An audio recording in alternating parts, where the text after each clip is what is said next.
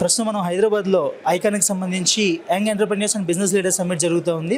చాలామంది వివిధ వ్యాపార రంగాల నుంచి అదేవిధంగా నూతన వ్యాపారంలోకి రావాలనుకుంటున్నటువంటి ఔత్సాహికులు వస్తూ ఉన్నారు. ప్రస్తుతం ఈ కార్యక్రమానికి ఇచ్చేసినటువంటి గెస్టర్స్ కొంతమంది ఉన్నారు. వారితో మాట్లాడే ప్రయత్నం చేద్దాం. సార్, మీ పేరు ఎక్కడి నుంచి వచ్చారు? వేల్పూర్ శ్రీనివాసరావు. నేను విజయవాడ నుంచి వచ్చాను. రియల్ ఎస్టేట్ రంగంలో ఉన్నాము. తర్వాత నేను పొలిటికల్గా అనలిస్ట్గా కూడా ఉన్నాను. సార్, ఈరోజు ఈ సమావేశం ముఖ్య ఉద్దేశం ఏంటి? ఈ సమ్మిట్ జరుగుతుంది కదా, ఇక్కడ ఐకాన్ అని ఒక గొప్ప ఆర్గనైజేషన్ ఉంది. ఆర్గనైజేషను అనేక రంగాల్లో ఉన్నటువంటి ప్రముఖుల్ని వాళ్ళ యొక్క అందరికీ అంటే గెట్ టుగెదర్ లాగా అందరికీ పరిచయాలు చేసి, సపోజ్ బిజినెస్ మీట్ జరుగుతుంది. ఈ బిజినెస్లో నేషనల్ లెవెల్లో అందరూ వచ్చారు, ఎక్స్పర్ట్స్ అందరూ కూడా. కొత్తగా బిజినెస్ పెట్టిన వాళ్ళు ఎవరైనా ఉంటే యూత్కి వాళ్ళకి సరైనటువంటి అడ్వైజ్లు ఇవ్వటం, ఫండ్గా సహాయం చేయటము, ఫండ్ రైజింగ్ అనమాట, సహాయం చేయటము, వాళ్ళకి కావాల్సినటువంటి బిజినెస్లో ఉండేటువంటి అనేకమైనటువంటి టెక్నిక్స్ ఉంటాయి అన్నమాట. బిజినెస్ డెవలప్ అవడానికి లేదా కొత్తగా స్టార్ట్ చేసుకోవటానికి ఇవన్నీ కూడా ఎక్స్పర్ట్స్ నుంచి యూత్కి వాళ్ళు సలహాలు ఇవ్వటము, కొత్తగా బిజినెస్ పెట్టుకోవాలని అనుకునే వాళ్ళకి ఆ ఎక్స్పర్ట్స్ నుంచి ఇచ్చేటువంటి వాల్యుబుల్ సలహాలు చాలా ముఖ్యమవి. ఎందుకంటే వాళ్ళు ఒక 20 years బిజినెస్లో ఒక టాప్ లెవెల్లో ఉన్నవాళ్ళు. వాళ్ళు మనకి డెఫినెట్గా అడ్వైజ్ ఇచ్చినప్పుడు ఆటోమేటిక్గా మనం టెన్షన్స్ లేకుండా భయపడకుండా చాలా ఈజీగా బిజినెస్ని రన్ చేయడానికి, అదేవిధంగా డెవలప్ చేయడానికి ఉపయోగపడుతుంది. చాలా మంచి కార్యక్రమం చేస్తున్నారు నిర్వాహకులు. మన కుమార్ గారు కానివ్వండి, మన మెండు చక్కపాని గారు కానివ్వండి, వాళ్ళ టీము కానీ చాలా బాగా చేస్తున్నారు. సార్, ఈరోజు మీరు విజయవాడ నుంచి అని చెప్తా ఉన్నారు. ముఖ్యంగా మీ రంగం కూడా రియల్ ఎస్టేట్ రంగం.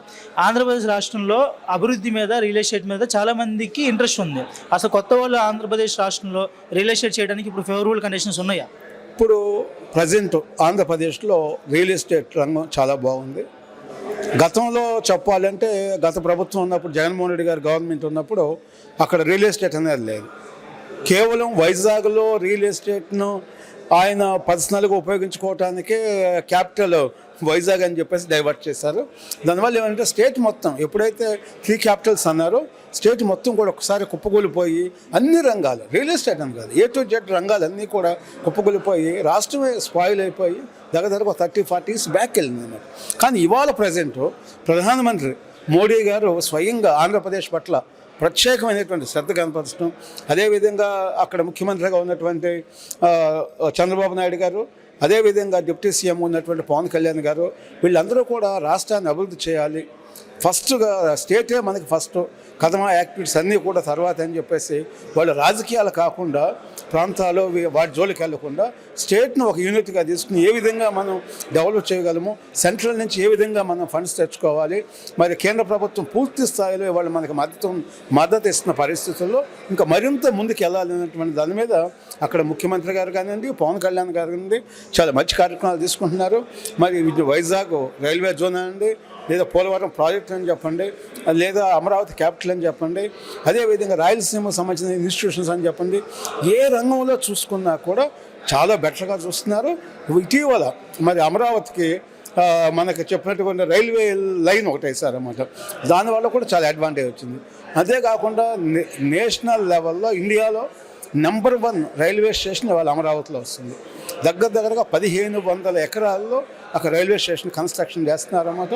అంతేకాకుండా ఇంటర్నేషనల్ క్రికెట్ స్టేడియం కానీ, ఇంటర్నేషనల్ ఎయిర్పోర్ట్ కానీ ఇవన్నీ కూడా అమరావతికి రావటం అంటే క్యాపిటల్ ఎప్పుడైతే సూపర్ స్ట్రాంగ్గా ఉండేదో, ఒక న్యూ టెక్నాలజీతో ఉంటుందో, ఇన్వెస్టర్స్ వస్తారు, బిజినెస్ పీపుల్ వచ్చి రాష్ట్రంలో ఇండస్ట్రీస్ ఎప్పుడైతే పెడతారో అప్పుడే కొన్ని వేల మందికి ఎంప్లాయ్మెంట్ వస్తుంది. ఆ విధంగానే స్టేట్ డెవలప్ అవుతుంది తప్పితే రాష్ట్రంలో మీకు ఇండస్ట్రీస్ లేకుండా, గవర్నమెంట్ లా అండ్ ఆర్డర్ లేకుండా కూడా ఏ కంపెనీ కూడా రాదు, ఏ ఇన్వెస్టర్ కూడా స్టేట్కి రాదు. కానీ ఇవాళ ఇండియాలో నెంబర్ 1 బిజినెస్ స్టేట్ ఏదంటే ఆంధ్రప్రదేశ్ అని మనం చాలా గర్వంగా చెప్పుకోవచ్చు. Thank you sir.